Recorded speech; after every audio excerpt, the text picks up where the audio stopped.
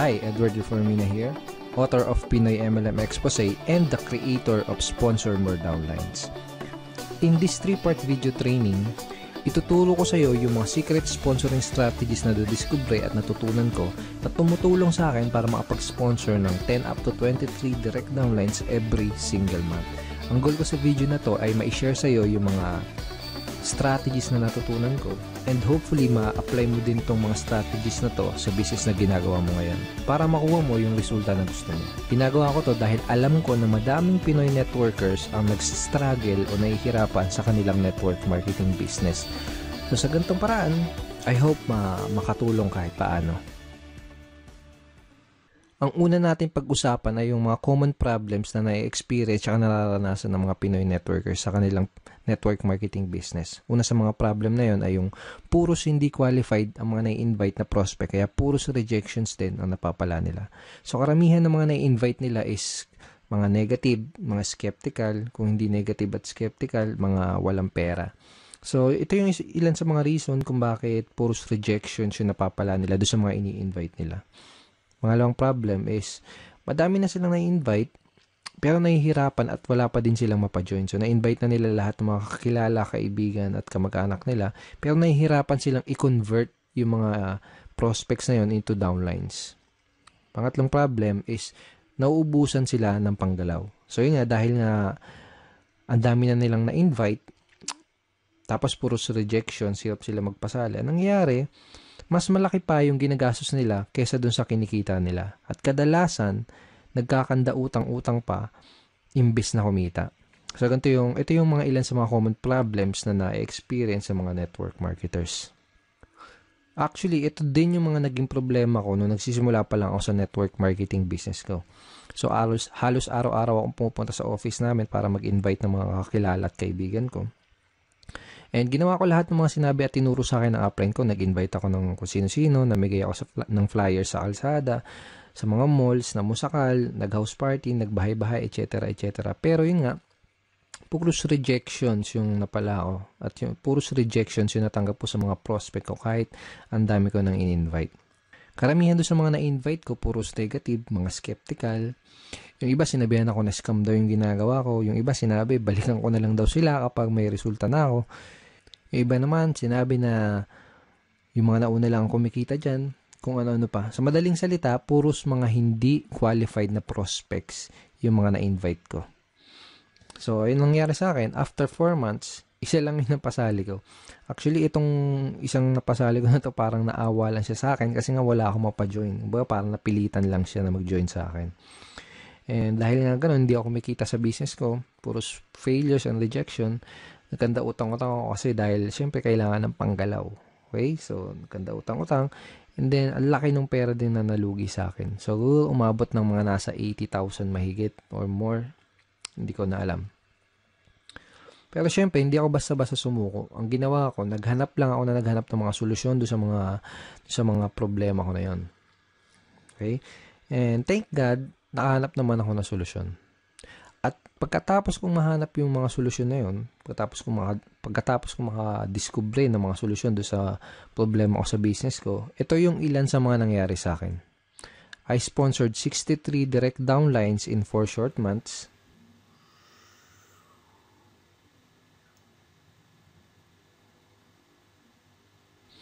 And consistently na din ako nakakapag-sponsor ng 10 up to 23 direct downlines every single month. Tapos, mas mabilis ko na-build yung business ko at nagsimula akong mag-duplicate dun sa mga kagrupo ko. Okay? So, yung mga solutions na natutunan ko, yung mga solution na na-discover ko, yun yung mga pag-uusapan natin sa 3-part video training na to. Yung mga solusyon na yun yung mga matututunan mo sa video training series na to. Okay, so pag-usapan ulit natin yung typical scenario na nangyari sa mga network marketers. So, pumasok sila sa network marketing business nila, first time man or kung may past experience. Pero nangyari ganito, excited sila sa una, pump up sila. So, shinare kagad nila yung business nila sa mga kaibigan, sa mga kakilala, kamag-anak nila. Nag-prospecting agad sila, nag-share sa Facebook, invite dito, invite doon, invite sa kaliwat kanan yung pag-i-invite. Tapos excited na excited sila and pump up sila dahil ang ine-expect nila is makuha na nila yung mga pangarap nila. Ine-expect nila is makuha na nila yung mga goals nila. Okay? Pero ang nangyayari, unfortunately, puros rejections, puros failures, at puros frustrations yung na sumasalubong sa kanila. Tapos nagtataka sila kung bakit ganun yung nangyayari. Hindi nila alam kung bakit ganun yung nagiging resulta kahit binibigay naman nila lahat ng effort nila. Kahit ginagawa na nila lahat ng mga tinuturo sa kanila. Hindi nila alam na ang tunay na problema kaya sila nahihirapan, ang dahilan kung bakit puros rejections ang napapala nila ay dahil hindi nila alam kung paano mag-pre-qualify o mag-sort out ng mga prospects. Kaya nangyayari, madami silang oras, effort at pera na sinasayang sa pakikipag-usap sa mga unqualified na prospects. Hindi din nila alam kung paano sagutin ng tama yung mga common MLM objections. Kaya kahit qualified na yung mga prospect na kausap nila, hindi pa din nila mapajoin dahil sa mga objections na hindi nila nasasagot ng tama. Okay? At hindi nila alam, karamihan, hindi nila alam kung paano mag-close effectively. Kaya kahit madami silang mga prospects na kinakausap, hirap pa din silang makapag-recruit. Bago ko ituro, bago ko i-share sa iyo yung mga solusyon sa mga problema na to, first, I would like you to imagine na nag-apply ka sa McDonald's. Sabihin natin, nag-apply ka sa McDonald's tapos natanggap ka sa trabaho. Pero ito yung scenario, wala kang kahit anong alam sa pagluluto, hindi ka pa nakapagprito kahit isang beses, hindi mo pa nagagawang magluto sa tanan ng buhay mo. Okay? Ngayon, ito yung tanong. Kapag inutusan ka ba ng manager para pumunta doon sa kitchen para magprito ng burger patty, ang tanong is, magagawa mo ba ng tama yung trabaho mo? Yung inutos sa'yo? Malamang hindi kasi nga wala ka pang background, wala ka pang knowledge para gawin yung task na yan. Tingin mo alam mo kung kailan mo babaliktarin yung burger patty. Tingin mo alam mo kung luto na o kung hilaw pa yung burger patty na niluluto mo. Malamang hindi kasi nga wala ka pa nung idea, wala ka pa nung tamang knowledge para gawin yung trabaho na yun. So para magawa mo yung trabaho, ang gagawin nila sa totoong buhay, ang gagawin nila sa'yo dito kapag nag-apply ka pag pumasok ka sa McDo, ang gagawin nila sa'yo, bibigyan ka nila ng tamang training. Okay? Bigyan ka nila ng tamang training para magkaroon ka ng tamang knowledge. Pag meron ka na ng tamang knowledge, magkakaroon ka ng tamang skills para magawa mo ng tama yung trabaho mo. So, ganun din dito sa network marketing. Kung gusto mong magawa ng tama ang negosyo mo, kailangan mo ng tamang training at kailangan mong matutunan yung mga tamang skills. Lalo na kung first time mo pa lang sa network marketing or kung bago ka pa lang sa business mo. Ang solution dun sa mga pinag-usapan natin kaninang common network marketing problems is to acquire skills. Okay? Kasi kapag meron ka na ng mga tamang skills, tamang network marketing skills, yun yung magiging susi mo para maging successful ka sa network marketing business mo. Okay? Let's face it, kahit ano pang career at kahit ano pang business ang pasukin mo, you need to acquire skills. Kahit yung simpleng pagbabaligtad lang ng burger patty sa McDonald's, kahit yung simpleng ganung trabaho, is kailangan ng tamang skills, kailangan ng tamang training. What more pa kaya yung network marketing business mo, di ba? So, karamihan ng mga networkers parang ganito kasi nangyayari. Para silang sumusugod sa gera na wala silang dalang bala. Kumbaga, hataw sila ng hataw, araw-araw silang humahataw, kahit wala pa sila ng mga necessary skills na kailangan para magkaroon ng resulta at para magawa ng tama yung business nila. Kaya madalas na nangyayari, mas nauuna pa silang mag-quit bago pa nila matutunan yung mga tamang skills. So, kung nahihirapan ka ngayon, kung nahihirapan ka makapag-sponsor, kung nahihirapan ka makapag-recruit, kung nahihirapan ka sa network marketing business mo, yun ay dahil wala ka pa nung mga kinakailangan na skills para maging effective na networker. Kung gusto mo ng resulta sa business mo, aralin mo lang ng mabuti yung mga skills na yun. Ngayon, pag-usapan natin na yung 3 solution skills to success that you need to learn. Ito na yung mga skills na kailangan mong matutunan. Ito na yung mga skills na kailangan mong ma-master kung gusto mong magkaroon ng resulta sa business mo. Okay? First skill is sorting skill. Second is objection handling. Third is closing skill. Ang una natin pag-usapan ay yung sorting. Bibigyan kita ng magandang analogy para mas mag-grasp at mas maintindihan mo na mabuti kung ano ba tong sorting. So sabihin natin may nakita kang 3 mansanas dun sa lamesa. Okay? So gusto mo kumain ng mansanas, kaya ang ginawa mo, kumuha ka ng kutsilyo, hiniwa mo sa gitna yung mansanas. Yung unang mansanas nakita mo, bulok na yung loob niya. So ang ginawa mo, hindi mo kinain. Okay? Pangalawang mansanas na hiniwa mo, nakita mo may uod yung loob. So ang ginawa mo, hindi mo din kinain. Okay? Yung pangatlong mansanas na hiniwa mo, nakita mo okay na siya. Hinog na at pwedeng-pwede nang kainin. So yun ang kinain mo. Yun lang yung kinain mo. So, ang ginawa mo, hindi mo kinain yung naunang 2 mansanas kasi nalaman mo kaagad na hindi sila maganda kainin tsaka baka magkasakit ka pa. Okay? Ganun yung sorting. Pwede mong i-apply to sa network marketing business mo. Pwedeng sa simula pa lang, pwedeng sa una pa lang ay malaman mo na kaagad kung sino lang ba yung mga qualified dun sa lahat ng mga prospect na kinakausap mo. Para mag-i-invest ka lang ng oras, ng effort, tsaka ng pera mo doon sa mga qualified na prospect. Napaka-importante na matutunan mo ang skill na to kasi kapag marunong ka mag-sorting, hindi ka na mag-aaksaya ng oras, effort at pera para lang kausapin yung mga hindi qualified na prospects. Okay? Pag marunong ka mag-sorting, mas makakapag-save ka ng valuable time mo dahil ang mga kakausapin mo lang ay yung mga taong gustong makinig ng business presentation mo at ng mga sasabihin mo. Mas less din yung magiging rejection mo dahil masasala mo ng maigi yung mga kausap mo at madadala mo sa opisina nyo. Ngayon, tatanungin kita, sino mas gusto mong kausapin? Sino mas gusto mong entertainin? Sino yung mas gusto mong dalhin sa opisina nyo? Yung mga taong walang idea sa pupuntahan nyo? Yung mga negative, mga skeptical, yung mga walang pang-invest? O yung mga qualified, open-minded at may mga desire maging successful na prospect na interesadong malaman ang opportunity mo. Okay? So, di na kailangan tanungin, di ba? You can easily sort your prospects by identifying the reason why. Madali mong masusort out yung mga prospects na kinakausap mo. Ang kailangan mo lang gawin is alamin mo kung mayroon ba silang sapat na reason why, kung ano ba yung reason why nila, kung may maganda ba silang reason why para maging part ng business mo. Okay? So, sabihin natin may kinakausap kang prospect, may pinoprospect ka, o kaya sabihin natin may nag-inquire sa'yo sa mga advertisement mo, sa mga online post mo, sa mga post mo sa mga dyaryo, etc. Kung ano man yung ginagawa mong promotion. Ito yung mga ilan sa mga kailangan mong malaman para malaman mo kung qualified ba yung prospect na kinakausap mo. Okay? Bakit nila kailangan ng additional income? Bakit nila gustong maging successful? May problema ba silang gusto nilang masolusyonan? Bakit nila gustong magkaroon ng pagbabago at mas magandang buhay? Madali mong ma-identify yung mga reason why ng prospect mo by simply asking the right questions. This time, gusto kitang bigyan ng mga example questions, example lines na ginagamit ko para magawa kong malaman kung yung mga reason why ng prospect ko, para magawa kong malaman kung qualified ba yung prospect na kinakausap ko. So, sabihin natin na introduce mo na yung opportunity mo. Ito yung question na pwede mong itanong sa kanya para malaman mo kung ano yung reason why niya at para malaman mo kung qualified ba siya na prospect para sa business mo. Ito. Pwede mo bang sabihin bakit gusto mong magkaroon ng blank?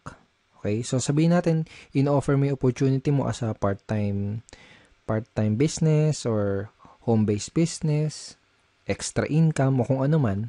Ganito sasabihin mo. Pwede mo bang sabihin bakit gusto mong magkaroon ng home-based business? Pwede mo bang sabihin bakit gusto mong magkaroon ng part-time income? Okay? Another example, another variation ng question na to ay ito. Ano yung reason bakit ka interesado na magkaroon ng blank? Okay? Again, ilalagay mo doon sa blank kung paano mo ina-offer yung opportunity mo. For example, ano yung reason bakit ka interesado na magkaroon ng home-based business? Ano yung reason bakit ka interesado na magkaroon ng part-time income? Ano yung reason bakit ka interesado na magkaroon ng additional source of income? Malalaman mo kung qualified ba yung prospect na kinakausap mo base dun sa isasagot niya dito sa itatanong mo. Kapag tinanong mo sa prospect mo to, ganito yung pwedeng isagot niya sa'yo. Okay. So basically, this is a screenshot ng chat conversation ko with the prospect. Basically, may kinakausap akong prospect sa Facebook and gusto kong malaman kung qualified ba siya na prospect para sa business ko. Kaya tinanong ko, ito, bakit mo gustong magkaroon ng additional source of income? So, ang sinagot niya, first reason is family. Okay? And sinabi niya din na lumalaki na yung family ko. I have one daughter and incoming baby this May 2013. So basically, ang nangyari, sinabi niya sa akin yung reason why niya. Kung bakit niya gusto magkaroon ng additional source of income. Nalaman ko na qualified siya na prospect dahil meron siyang sapat at magandang reason why para gawin yung negosyo. Okay? Nalaman ko na kailangan niya ng dagdag na income kasi nga lumalaki na yung family niya. So, lumalaki na yung mga bills na babayaran niya, mga nganak yung misis niya, etc. So, sa madaling salita, nalaman ko na qualified siya na prospect by simply asking these questions. Okay. Lahat ng prospect na kinakausap ko, inaalam ko muna ng maigi kung meron ba silang maganda o sapat na reason why. Doon ko kasi malalaman kung qualified ba sila na prospect o hindi. Alam ko kasi na kung wala silang mabibigay na magandang reason why or sapat na reason why, hindi rin sila mamomotivate na mag-take ng action. Hindi sila mamomotivate na mag-join, hindi sila mamomotivate na maglabas ng kapital. Baga wala silang sapat na reason why para magsimula ng isang network marketing business. Kung wala silang mabibigay sa akin na magandang reason why or sapat na reason why, hindi ako mag-aaksaya ng panahon para explainan pa sila, para dalhin pa sila sa office. That is how I sort my prospects and that is how I qualify my prospects. Okay, so possible scenario. Sabihin natin na tinanong mo na to sa tong questions na to sa prospect mo, pero sabihin natin ang nangyari ay hindi kagad siya nag-open up sa'yo. Sabihin natin na hindi niya kagad sinabi sa'yo yung reason why niya. Posible kasi na mangyari yon, lalo na kung kakikilala mo pa lang sa kanya o kaya hindi ka pa nakakapag-build ng rapport. Posible na kapag tinanong mo sa kanya tong questions na to, itong ano yung reason bakit ka interesado na magkaroon ng additional source of income, posible na yung isagot niya lang sa'yo ay parang yung mga wala lang. Gusto ko lang kumita ng additional income. Pwedeng ganun. So, walang sapat na reason why, di ba? O kaya naman, pwedeng ang isagot niya ay wala lang. Sino ba naman ang ayaw kumita ng additional income? Parang ganun. So, wala ding sapat na reason why. Ang questions na pwede mong itanong do sa prospect mo para magawa mong mag-open up siya sa'yo at para magawa mong ma-identify yung reason why niya ay itong mga questions na to. Ito. Sabihin natin na kumikita ka na ng part-time income, magkano ang gusto mong kitain on a monthly basis? O kaya magkano ang gusto mong kitain na additional income per month? Parang gano'n. Kapag tinanong mo sa prospect mo to, gagawin niya is magbibigay siya sa'yo ng figures. Usually, sasabihin nila ng prospect is 10,000 per month, 20,000 per month, 50,000 per month, or 100,000 per month. Iba-iba. Okay, so kahit na anong ibigay niya sa yung figure, ito yung next na question na pwede mong itanong sa kanya. Ito. Kapag kumikita ka na ng blank, kung magkano yung binigay niya sa yung income na gusto nilang kitain, kapag kumikita ka na ng 20,000 na monthly income, ano yung pinakamalaking maitutulong nun para sa'yo? O kaya, ano yung pinakamalaking maitutulong nun para sa'yo at sa pamilya mo? By this time, kailangan may maibigay na sa yung magandang reason why yung prospect mo para malaman mo at matansya mo kung qualified ba siya na prospect o hindi para sa business mo. So, I will show you another example. So, basically, may kinakausap ulit akong prospect via Facebook chat. And by the way, napakita ko sa yung mga example is Facebook chat, pero obviously, dapat gamitin mo din to sa face-to-face or one-on-one or table talk conversation. Okay? So, again, may kinakausap ako na prospect via chat. Tinanong ko siya kung ano yung reason bakit niya gusto magkaroon ng additional income pero wala siyang nabigay sa akin na magandang reason why. Hindi kagad siya nag-open up sa akin. So, ang ginawa ko, tinanong ko kung magkano ba yung additional income na gusto niyang kitain on a monthly basis. Ang sinagot niya sa akin, 10,000 per month. Kaya tinanong ko sa kanya itong question na to. Okay, sabihin natin na kumikita ka na ng 10,000 na monthly income. Ano yung pinakamalaki may tutulong nun para sa'yo? Ang sinagot niya, sa pag-aaral po, pang-araw-araw na gastos sa bahay. And sabi niya, nakikitira lang po kasi ako sa kamag-anak ko. So, by asking this simple question, napakasimpleng question lang naman, di ba? Pero very, very powerful in terms of identifying your prospects reason why. And very powerful para magawa mong mag-open up sa'yo yung prospect mo. So, by asking this simple question, nagawa kong mag-open up yung prospect at nalaman ko na qualified pala siya dahil may maganda at sapat na reason why pala siya para gawin yung business. So, pag alam mo na yung reason why ng prospect mo, pwede ka na mag-move on dun sa next step, which is to introduce him or her dun sa business opportunity na ina-offer mo. So, kapag alam mo na yung reason why ng prospect mo, kapag alam mo na yung gusto niyang monthly income na kitain, ito yung line na pwede mong gamitin para madali mong ma-invite yung prospect mo doon sa inyong business opportunity meeting or BOM, sa inyong seminar or online video, kung ano man. Depende sa company nyo. Every company, iba-iba yung sistema nila. Okay, so ito yung line na pwede mong gamitin.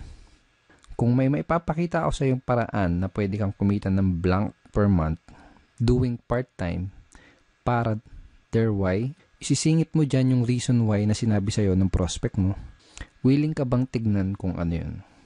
So, for example, kung may mapapakita ako sa yung paraan na pwede kang kumita ng 20,000 per month na income doing part-time para magawa mong matulungan yung asawa mo sa mga gastusin nyo or para magawa mong mabayaran lahat ng mga pagkakautang nyo or para makatulong ka sa mga magulang mo, willing ka bang tignan kung ano yun?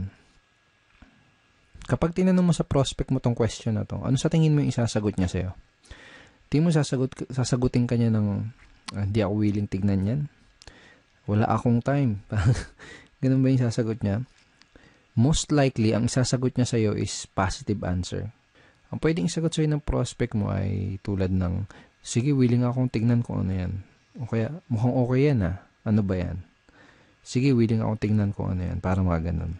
So, this is a very effective line na pwede mong gamitin para madali mong ma-invite yung prospect mo dun sa opportunity meeting nyo. Napaka-effective nitong line na to dahil ginamit mo yung reason why ng prospect mo dun sa invitation mo. Ngayon, pag-usapan natin kung ano yung mga pwede mong gawin para mapakinabangan mo na maigi yung mga tinuro ko sa'yo dito sa video na to. Okay? So, ito yung mga kailangan mong gawin. Una, write this example sorting questions that I gave you. So, mamaya balikan mo tong video na to, i-play mo ulit, tapos isulat mo sa papel o kaya i-type mo sa cellphone mo or sa iPad mo yung mga example questions na binigay ko sa'yo. Okay? Second, read this line ng paulit-ulit and try to internalize them. Okay? So, wag mo kabisaduhin. Okay? Mas maganda kung ma-internalize mo siya. Mas maganda kung mas maintindihan mo kung ano yung reason bakit mo siya tinatanong. Basta, tandaan mo, yung mga example questions na binigay ko sa'yo, ang goal mo, kaya mo gagamitin yung mga example questions na yun, ay para ma-qualify mo yung prospect mo at para malaman mo yung reason why nila. Okay? Pangatlo, start asking these sorting questions to your prospect. So, kung may kakausapin ka na prospect mamaya, bukas o sa isang araw, start using these questions. Simulan mong gamitin at itanong yung mga question na yun sa mga prospect na makakausap mo para magawa mong masort yung mga kinakausap mo na prospect at para malaman mo kaagad kung qualified ba sila o hindi sa business mo. Pag ginawa mo yun, mas makakapag-save ka ng time, ng effort, tsaka ng pera mo. Okay? So, thank you so much for watching this video. I hope madami kang natutunan din sa training video number 1. In training video number 2, pag-uusapan natin na yung some of the biggest misconceptions ng mga networkers. Ito yung mga maling akala ng mga networkers na pumipigil sa kanila para magkaroon ng resulta. Pag-uusapan din natin sa training video number 2 kung paano mo sasagutin yung mga common MLM objections. Bibigyan din kita ng free PDF script na magagamit mo sa pagsagot nitong 3 objections na to. So, don't forget to check your email for training video number 2. Ipapadala ko sa iyo yung link ng video number 2 sa isang araw. Hindi bukas, sa isang araw. Okay, sa baba ng video na to, may makikita kang like and share button. Huwag mong kalilimutan na i-click yung like and huwag mo din kalilimutan na i-share tong video na to. And pwede ka rin mag-comment sa baba. Kung may gusto kong itanong, pwede mo rin i-type yon sa comment box below. And I will try my best na sagutin yung question mo. Again, thank you so much for watching this video and see you in video number 2.